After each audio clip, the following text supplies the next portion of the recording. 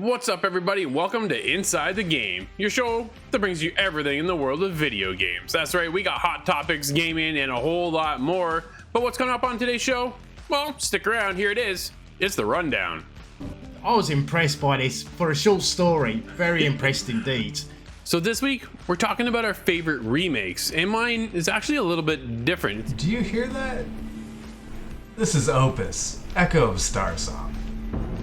So in this video, I'm going to teach you how to take down 15 feral ghouls most efficiently.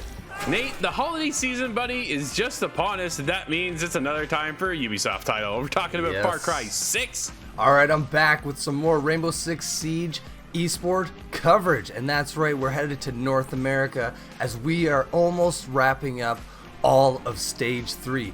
Wow, that looks like another hot show, but you can always be a part of it by going to InsideTheGame.ca or hitting us up in Discord, where there you can submit your clip and end off our show for clip of the week.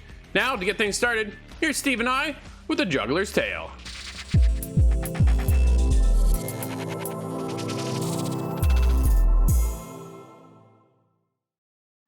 All right, Steve, we're off to join the circus. Fight.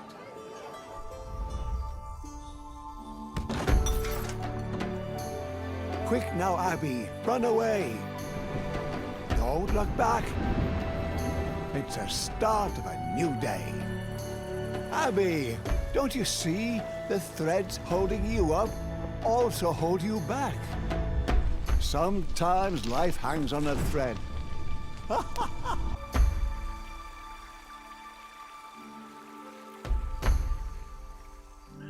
Well, Steve, I don't think we're actually off to join the circus, more like run away from the circus. You and I checked out A Juggler's Tale. What did you think of this one?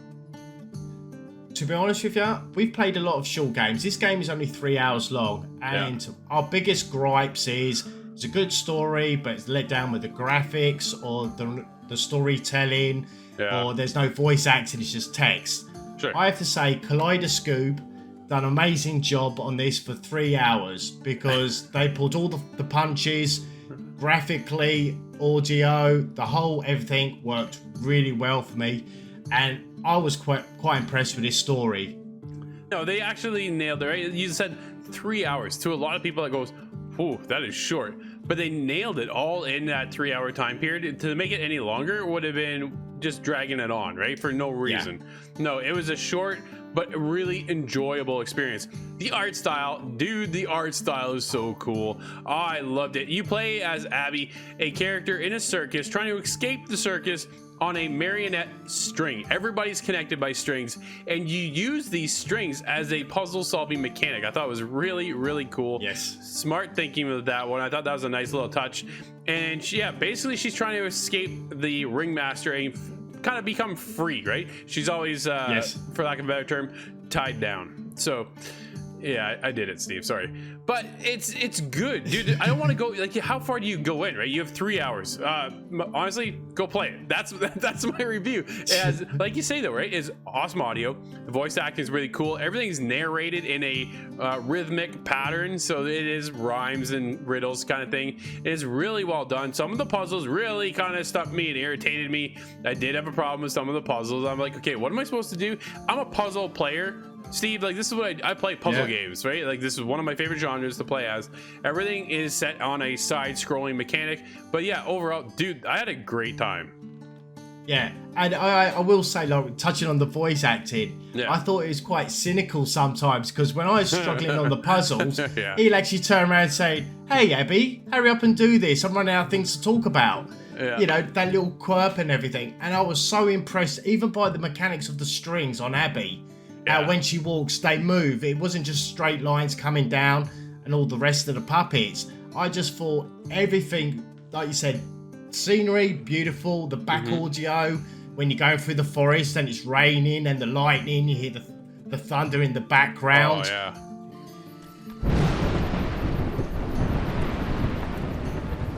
Mud, thunder, and lightning are terrible opponents. Poor little Abby has to endure some trying moments. Alone in the world, she runs wildly about, while the embers of freedom are slowly doused out. I was impressed by this. For a short story, very impressed indeed. And even the mechanics was straightforward as well. There wasn't overcomplicated. No. It's because it's a 3D side scroller. Yeah. So it's just basically left, right, just jump in, and you can interact by picking up stuff which you need to solve puzzles. Sure. But unfortunately, sometimes with your strings, you cannot do the puzzle straightforward. You have to think of a different way to progress in the game, which I thought was very clever and unique for the style of game. Absolutely. Well, Steve, I think 3 hours has been our time for this one. It's been fantastic. 3 hours. They may seem so short to some, but I think it's hit that sweet spot for this one. Juggler's Tale for me comes in with a 7.5. How about you? Oh, this game was beautiful. I love the narrative part of it. I like the way the story, and I did do a bit of a Google, and it was supposed to be a bit of folk, German and European, that kind of thing, stories. Sure. And for me, this was a solid game. I'm giving this an 8. Nice.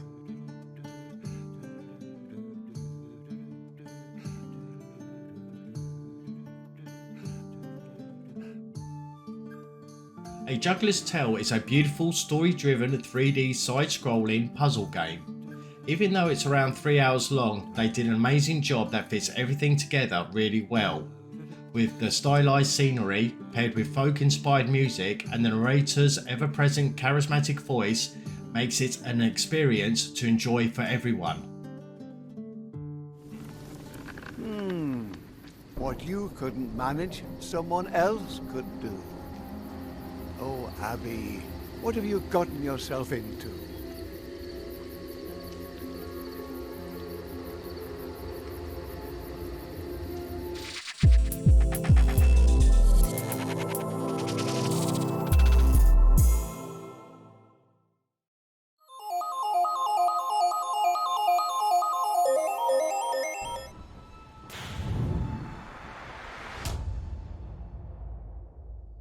The Battlefield 2042 beta is live, and let me tell you, it's being received with mixed reviews. Unfortunately, we have hackers. There is an anti-cheat that DICE has in place, but unfortunately they said, you know, it's not 100%. They can only do so much. And there's people out there right now, there's companies offering hacks for as little as $2 a day. So they're able to actually play the whole beta for $8 while using hacks. I mean, we're getting aimbots, wall hacks, all those kinds of things, and it's really taking away from people's experiences, especially jumping into the beta and getting this game in more of a raw form.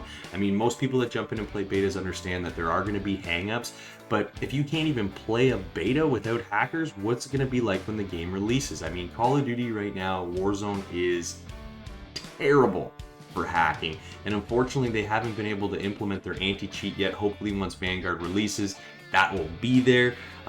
Unfortunately, DICE has said that right now they don't have their anti-cheat fully working throughout the beta, so this might also be causing some of these major problems. But at the same time, we need to be able to see this implemented so that people actually have a good time jumping into this game. We don't need hackers ruining this brand new FPS. Here's hoping that Battlefield and DICE can just get this one sorted out, and they can just get the team working on this anti-cheat to implement it in a way that, you know, people will be able to have a good experience playing their game. So fingers crossed, but right now, Battlefield 2042 open beta was rough.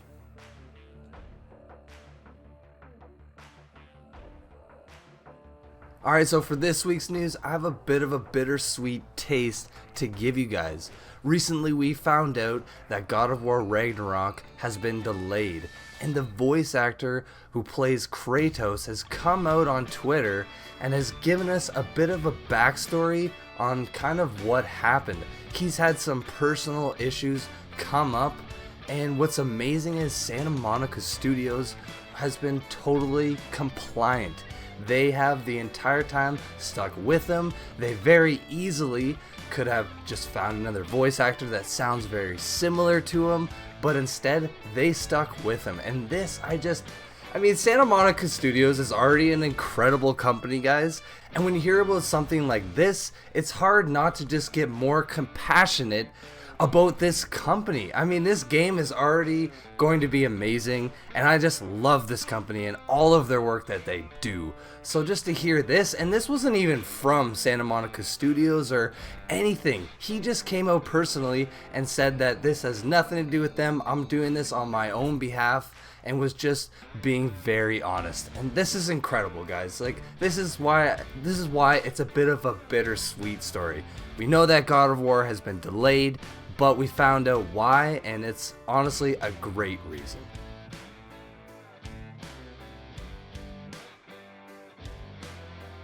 Sony has just begun testing free game trials for the PS5, allowing users to play a couple of hours of a game to see if they like it before they purchase it. But already there's a couple of issues, as at the moment there's only 2 games you can test out, and that's Death Stranding the Director's Cut, which will give you up to 6 hours of gameplay time, and Sackboy the Big Adventure, which will give you up to 5 hours of game time. However, the actual amount of time that players will end up spending in the game is likely to be considerably lower than that, and a decision that likely affects players differently depending on the internet download speeds.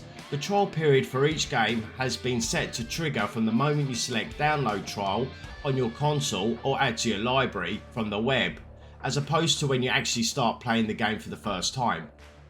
So that basically means that if the game takes 2 hours to download, you've already used up a significant portion of the time period without actually experiencing any gameplay. Also, I just want to point out as well that these free game trials is only available for the PS5 and not compatible for the PS4, and at present it's only available to try out in the UK. So Sony really needs to get this sorted before it goes worldwide. Especially now some of these games are so massive in size and take up a lot of storage and memory on your consoles that to download something like Red Dead or Call of Duty will take longer than a few hours, so that only means that it will give you only access for an hour of gameplay.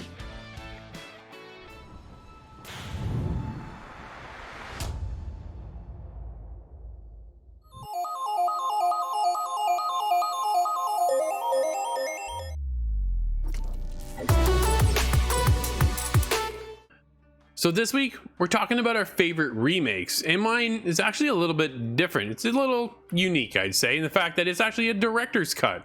I'm talking about Ghost of Tsushima director's cut on PS5.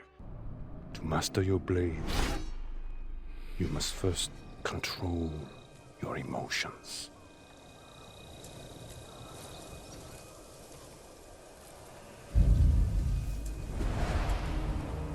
If you played it on PS4, you know what Jin's adventure is all about. But then you got to the PS5 and you get Iki Island, and all the new enhancements and special features that come with the director's cut is one that hit my radar and you couldn't let go. I put this game in and couldn't turn it off. The Iki Island is such a fantastic addition. It's definitely one everybody should be checking out.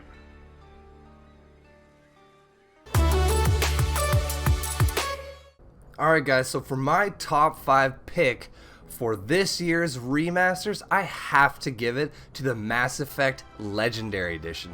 I got my hands on it when it came out, and I just was taken away by the story yet again.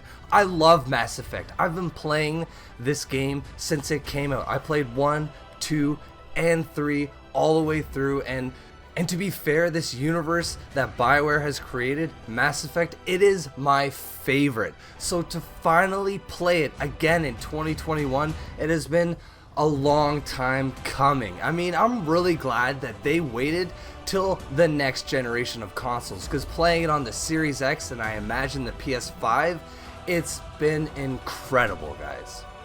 And what's great about this remaster is that they didn't really dabble too much on affecting the original games. I mean, for some people playing through Mass Effect 1 might not be doable, but for me, what they've done to it, it has just been perfect. It's upgraded enough where it feels sort of new age, but it's not affected totally where I feel like I'm playing a new game. So all of these features on top of incredible graphics, I mean, you guys have got to check out the Mass Effect Legendary Edition.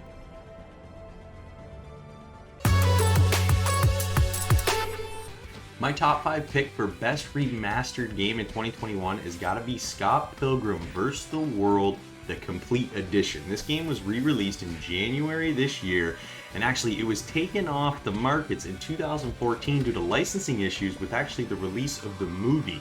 So unfortunately that caused a few issues, but this game is actually awesome. If you've ever played games like Streets of Rage, even some of the old Ninja Turtle games, this is that kind of beat 'em up hack and slash style game, side scroller, that is just a ton of fun.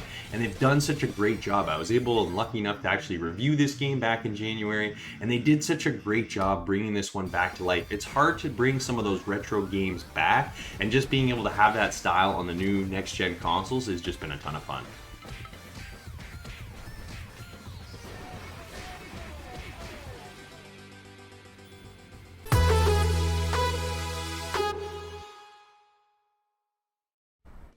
When I think about remasters and remakes, there's been quite a few of them in the recent few years, but when I have to think about which one is my favorite, it kind of really boils down to two.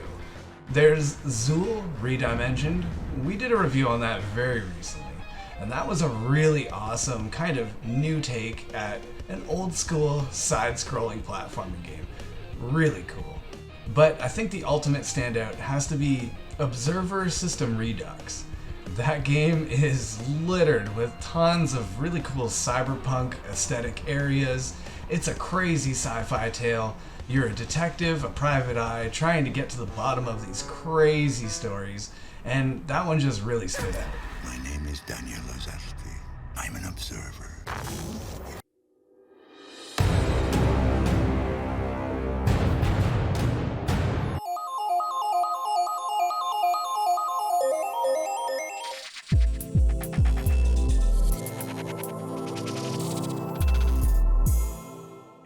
Do you hear that? This is Opus, Echo of Starsong.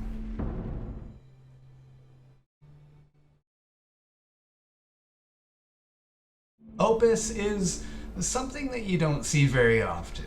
At least I haven't. This is mostly a 2.5D kind of adventure game that brings you through in sort of a way that a point-and-click adventure would. There's a lot to explore, and as you go through, it tells its own story. And that's pretty much the best explanation I could give. There is not that much to the gameplay, but that's not really where this game puts its focus. The focus is absolutely on the storyline. You're coming into this world, this universe, after a grand civil war has happened, where there's this kind of corporate force that just overwhelmed the revolt, and now it's kind of balkanized certain areas of space. There's now two different factions, where there used to just be one, but it kind of introduces a lot of really interesting technology. There's, of course, space travel, there's interstellar travel, there's all these kind of unique runic looking objects that you can use and activate with the use of sound. Now, that's where the Echo of Starsong comes in. It's got that ability where you have an instrument, you can activate it, and that helps you traverse the room or the world or activate the pump you need to clear the area. There's a lot of these different interactions, but it is centered around this kind of science fiction universe that really fits well. I'm keeping everything very early on. All of this gameplay that I'm showing is not containing any spoilers. Because this is a story-led game, I'm trying to be very conscious of that. But there are a lot of interactions you have with certain scavengers, these kind of highwaymen, if you will, that will hold up areas, take a lot of resources, rob people. They're space pirates, basically.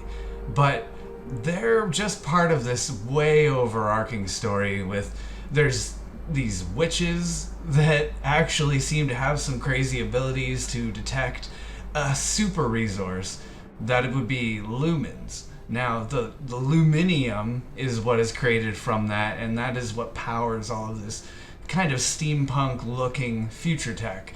It's really cool, but you do get dragged into the political nature of it just a little bit.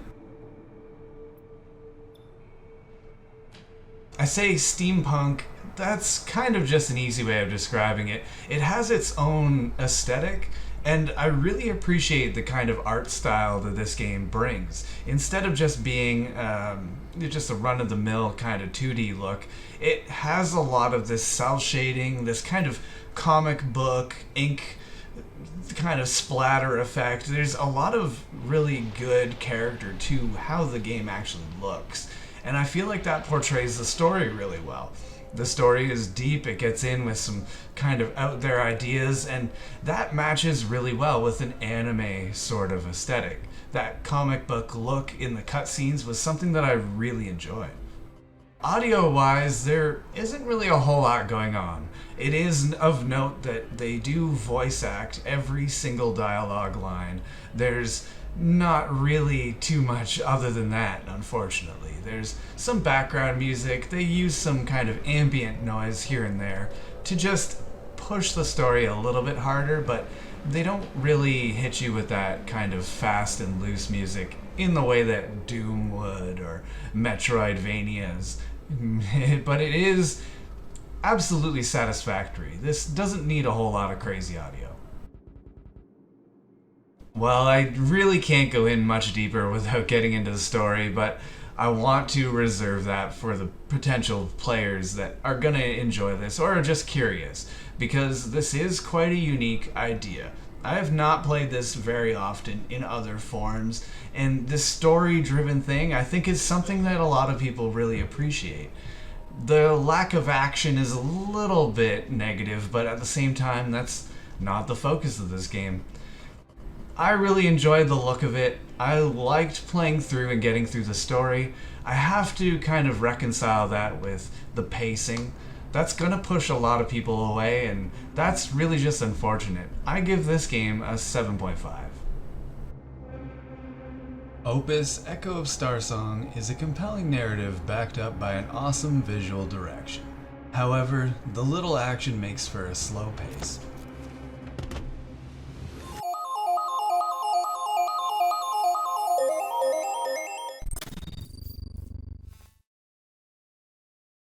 So in Fallout 76, there are a ton of daily challenges that are mostly easy, but there are a couple that sometimes are a little time cumbersome.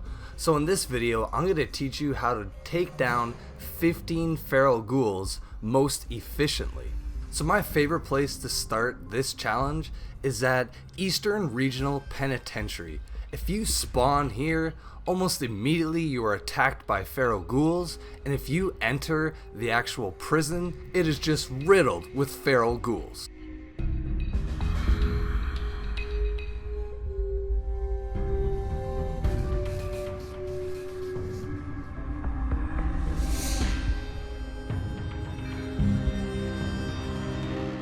It is a little bit tricky kind of making your way through this place, but if you just make a lot of noise, the feral ghouls naturally just go to you. So if you don't get 15 feral ghouls because some are already killed, or there's just not enough for you to kill, I have one more place to send you that's near the top right hand side of the map.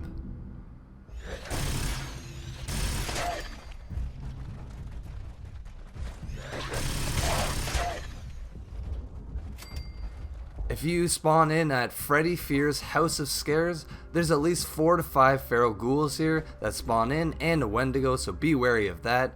But if you spawn both at Eastern Regional Penitentiary and Freddy Fear's House of Scares, you will 100% get your daily challenge complete.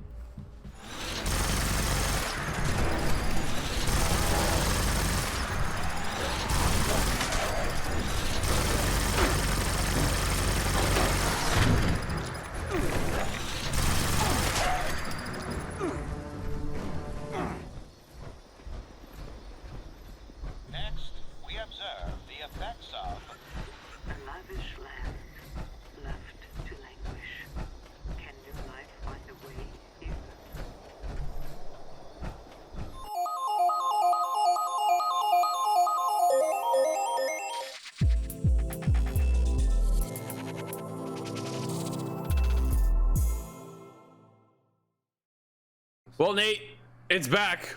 It's another FARCRY game. We're off to save Yara. Guerrilla, you got a taste. You convince yourself you're a hero, but you wake up a junkie, just like Juan Cortez. This is a fucking waste of time. Can you whistle? What? Nah, you can't whistle.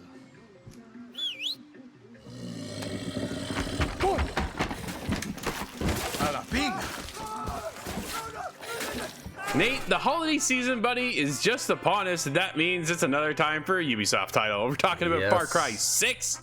It is here. Dude, you and I have been playing this. I've been having a great time with a couple things, of course. No game is ever perfect, but dude, this game is really getting there, right? Like, it's really getting to that next level. I'm glad to play it. Well, you and I are both playing it on the Xbox Series X, and we're off to Libertad Yara. Basically, we gotta liberate them and free everybody and free them of the dictatorship of what's going on over there right now. And it's been an adventure in its same. The opening sequence, dude, like even opening into the game menu, I thought was like, dude, this is like an opening movie, right? It really it starts it right from the minute you turn the game on, and it just keeps rolling, and it rolls, and it rolls, dude. And it was fantastic. And then you pick your character, you know, you have the option to go male or female, and the way you go and kind of design your character as you go and unlock and upgrade new things, this, that, and the other. Dude, it definitely feels like a Ubisoft title. You know, you kind of get this sense of what Ubisoft brings to the table with these open world aspects of what they're designing these days, right? Everything's got to be a massive scale world, and Yara is no slouch in that aspect whatsoever. It is a massive place we're traversing. We have essentially, you start off on a little island, then you get HQ, and then from there you blow up into 3 larger regions, which is all somewhat connected, right? It's, dude, I'm trying to compare it to like past Ubisoft title games. Like, I'm trying to think of maybe something in the world like Origins is probably where I would compare that one to be. Maybe not quite as big, but it feels quite as big, but it's right. Massive. it's you zoom in, and then as you zoom out, you look and you kind of go, whoa, yeah, this is a full scale map we're dealing with, right? And I've talked to a few people, and I've heard some people wrap it up in 30 hours. Dude, 20 hours in, and I was still scratching the surface. Like, there's so much content within the game. I set off, and you and I were talking about this before we even started rolling. The fact that, you know, you get that aspect of, okay, there's my objective, but then this comes up, and then all chaos kind of breaks loose, and then, dude, there's trucks everywhere. You military are shooting at each other, you're shooting at them, you got your amigo with you, and you're helping you there, and it's just, it's non-stop chaos in a sense. But then there's parts of where it slows down, and then you meet the people within the world. And dude, honestly, go talk to everybody, because they all have something to say. Nate, I can keep going. I gotta let you speak some point, man. What do you got for us? I'm having a great time so far. Well, man, I think you kind of nailed everything on the head. The game right away, I mean, it just captivates you. It has this strong entrance showing you the villain right away and what he's capable of, and just his whole demeanor, which is, in my opinion, it's one of the better villains. I can't say he's the best, but definitely top 3, let's say. Because so far, again, I'm only about 10 to 15 hours in, so I have barely scratched the surface of this game as far as the story goes. Because again, man, with these games, if they do it right, you get sidetracked in all the side content. I myself am a sucker for that. I love that in Bethesda games, Assassin's Creed games. And with this game, man, you are drawn to every quest. Like you said, every character brings a different story, and the mission that they bring also brings variety. You know, a lot of these games, it's just like, oh, go hunt down this character in this sort of generic area, and then that's your objective, or go secure this area or hold these goods, something along those lines. But in this, it's like sometimes you're in a huge open area where there's 2 huge ships, or there's another spot where you're in like a tobacco plantation, and it's just, there's so much variety, man, within this, and it's hard to like hate on the game when there's so much good. But we have to talk a little bit about a couple of the issues. I guess the main issue would be the AI in this game, and they are, unfortunately, they have supervision sometimes, first of all. And then second of all, they're incredibly dumb. So these are 2 things that can take you out of the combat side of things, and sometimes the stealth side of things. But all in all, it's still a pretty clean experience.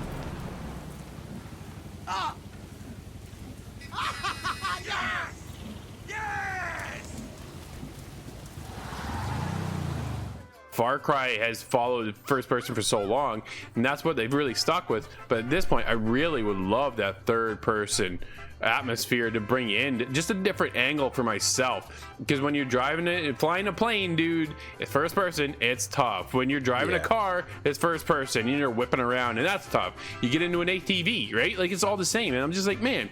And then you can't go prone. Oh, by the way, when you're driving your car, don't look in the mirrors, because they don't do anything, because they're blurred out. I can't even look at my... You're in the cockpit of your vehicle, right? First person perspective, and I can't see behind me because my mirror that I should be able to see help me drive, and I can't, dude. Whether it's my side mirror or my rear view mirror, and I was blown away, because there's a lot of attention to detail here, and that one was complete oversight.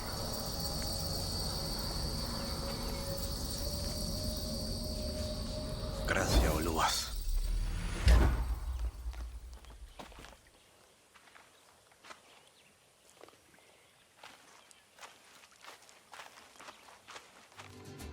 Nate, dude, you and I can keep talking forever. Like, there's so much more to talk about, but we got to cut this. So why don't we get to the end and wrap it up? There are a couple little glitches still, right? We talked about the AI, and dude, I sniped the same guy from a distance over and over again, and then the AI just pops back in the world. That irritates me to no end in the game. And that part's really frustrating, but then you get into the story itself. It's incredible. The story is really good. The characters you're interacting with are outstanding. There's so much attention to detail, and then there's just misses too at the same time. For me, dude, Far Cry 6 is a great game, but it puts me there with an 8.5. What about you? Wow, dude, that's an awesome score. And I must say, my experience with this game has been awesome. I am 100% hooked on this game. I unfortunately couldn't finish it, but like I said, 10 to 15 hours in, I've just scratched the surface, and I am going to completely dig myself in, because I love it. The world is gorgeous. The characters, like you mentioned, I know I'm kind of repeating ourselves, but man, the characters are hilarious that you interact with. Your little amigos. I love what they've done with the pets. They're not just like legendary animals and stuff. You actually get these kind of just very specialized and cute pets alongside with you. So, that all to say that dumb AI is a little much, and just sometimes a couple of the misses on the attention to detail. It's got to put me at still an 8.5.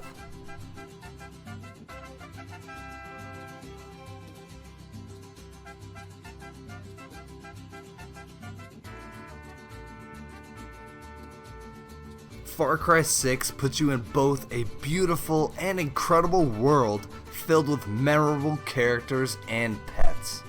A ton of upgrades available for your character, weapons, and camp make exploring the world rewarding and interesting. The major attention to detail throughout the game only lacks in a couple departments, making this a mere masterpiece.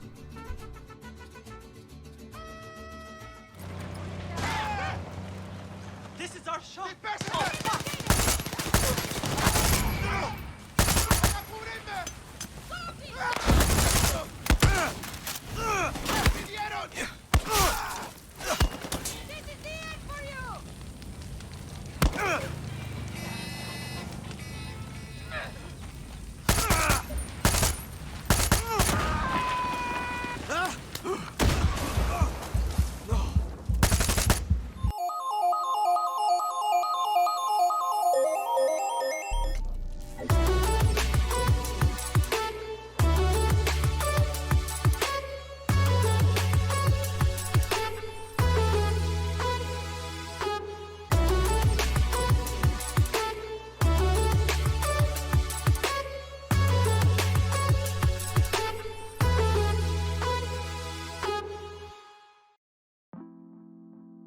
Alright, I'm back with some more Rainbow Six Siege esport coverage, and that's right, we're headed to North America as we are almost wrapping up all of Stage 3.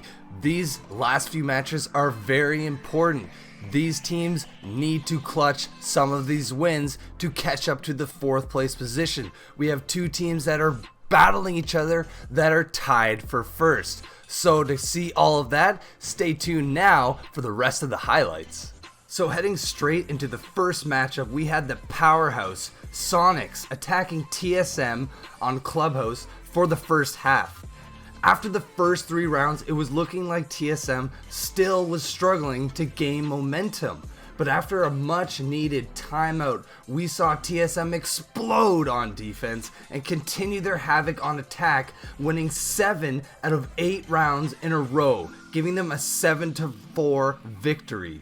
Even with the Sonics getting 8 out of 10 opening round kills, it didn't even matter. We saw the TSM that we knew from the beginning of the year, and it was very, very exciting.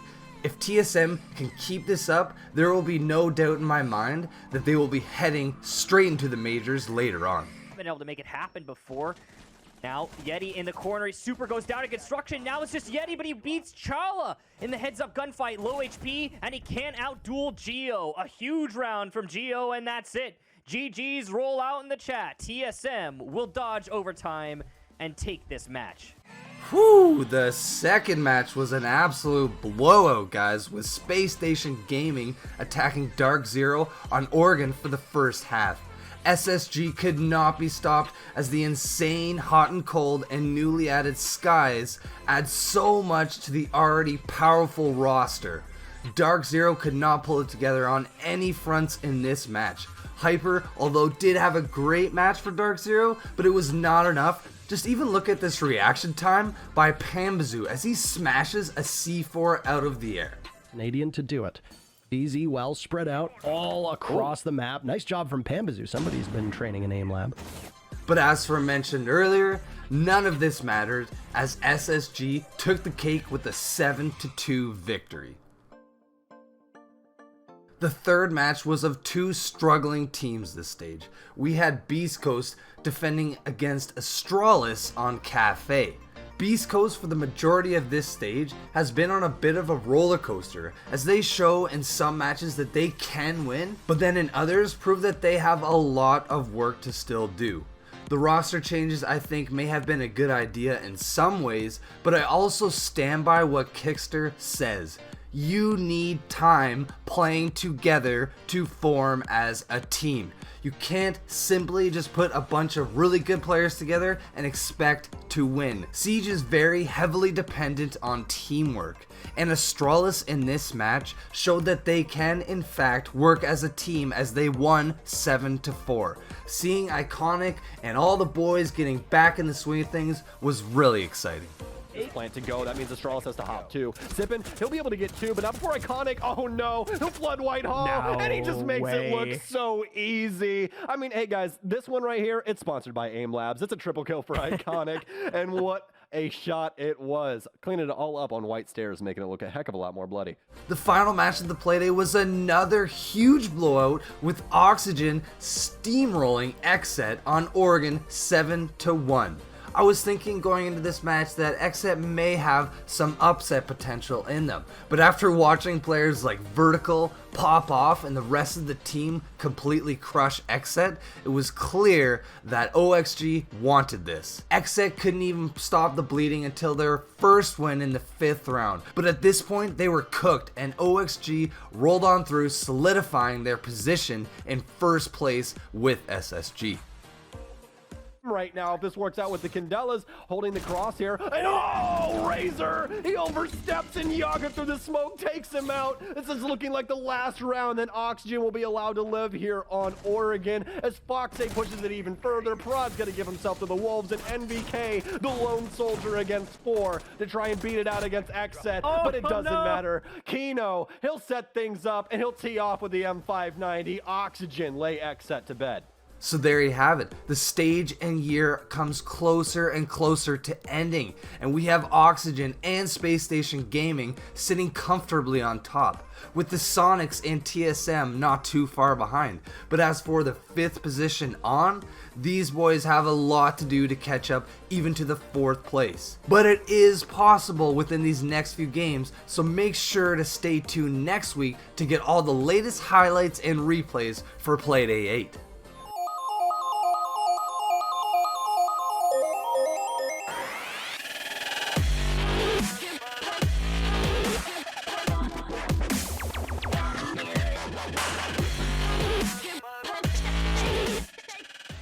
Marvel's Avengers is back. I'm so excited. Let's talk about this. I know some people are probably hating me on this one right now, but Xbox Game Pass is giving Marvel's Avengers serious boost. This comes from Daniel Lanjo over at Game Rant. I was gonna say Dean Angelo. I'm gonna go with that. I think that's better. Marvel's Avengers is finally starting to draw a crowd. In fact, it's gone from a mediocre reception to an overnight sensation. Believe it or not, dude, it's all because of Game Pass. This is what it comes down to. Yeah, this is the selling feature of Game Pass, really. That's just where it's come from, right? It's hard to overstate how much of a turnaround this has been, despite some Marvel's Avengers players encountering problems over on Game Pass. As Twitter user Benji Sales pointed out, Marvel's Avengers has already found a place in Game Pass' most popular list. It comes in right behind Destiny 2 and is within sight of Mojang's major giant of a game, Minecraft. Dude, how big is that to be right behind Minecraft? Like, seriously? Like, that's crazy. It's also become one of the most popular Xbox games in the United States, putting it in the same ballpark as, you ready for this? Fortnite, Call of Duty Warzone, and Red Dead 2. Yo! Whoa! What is going on here? Man, apparently the same levels are hitting that high over in the UK as well. Dude, I literally just got goosebumps from it. This is fantastic. I love Marvel's Avengers. I know it's kind of a bit of a roller coaster for us as a fan of the game. The biggest thing for me, Scott, coming in now is, are they going to be able to maintain this momentum? What do they have as of right now? Basically, the game is at a standstill. In my eyes, we're at a standstill right now with Marvel's Avengers. We just had, I say just, like last month, just had the release of War Wakanda DLC. Playing as Black Panther has been a fantastic trip. It's been awesome. Had a blast. I jumped in with my brother. He's like, I'm out. I was like, yeah, crap. It seems to be lacking some of that staying power with a lot of people. But I think that's just a numbers game. Marvel is such a giant brand that people are getting on board regardless if they stay or not. So these numbers are huge, no doubt, through Game Pass. But how is it going to look in a month's time? That's very interesting. Dude, they're going to make a ton of money right now just through Game Pass because of all the extra cosmetics that they have in the game. So then give us back something to stick around with. I don't want to do the daily challenges and keep grinding out stuff. You can grind out for the daily or for the challenge card, which is cool, but then those are timed because you get 2 challenges for a week and you get 2 challenges for the day. Once you're done those, you're done, right? And then you just play the same content over and over and over again. Scott, you have Game Pass. You got to download this game just so you and I are on the same page and you get an understanding of what I'm talking about. You don't have to pay for it now. Dude, go download it. And now you have an understanding of my frustrations, right? You'll see my inner beings and why I'm so passionate about this game and yet so frustrated at times because you're just left there going, now what do I do? Right? Because that's what I said. If they put Static Shock on the front cover of it in the game, I would buy that DLC. Static Shock, get out of here. That's the best superhero. You know what? You know what? Don't download the game. I'm not gonna play with you. You're done. Oh man, it's yeah. Well, that'll wrap up today's episode. Thank you, of course, for hanging out with us. And this is where you can always submit your clip to be the highlight of the week. And this week, we have Puma with some split gate action. Until next week, everybody, thanks again, and we'll see you inside the game.